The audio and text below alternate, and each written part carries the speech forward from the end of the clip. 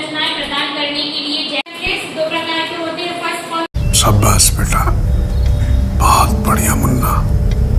कौन सा होता है? बोला एक इसमें तो मुझे समझ में ही नहीं आ रही है क्या प्रॉब्लम है।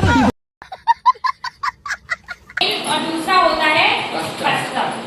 ठीक है, फर्स्ट मैं बाबा टिल्लू टिल्लू नाम मेरा टेम्पलेट्स दो प्रकार के होते हैं। कितने प्रकार के होते हैं?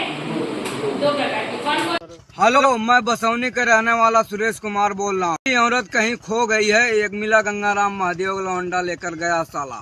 जहिया पाएंगे उसकी माँ चोद देंगे, ढूंढ के लाने वाले उनका महतारी का टिंगा फाड़ दे। कस्टम। ठीक है, छोटी बच्ची हो क्या, समझ नहीं आता? बुलेट इन टेम्पलेट से सामान्य असंभव असंभव।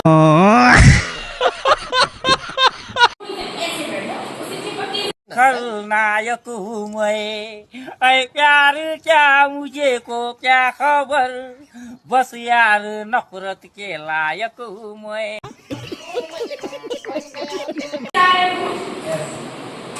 कुछ दूर दूर बैठ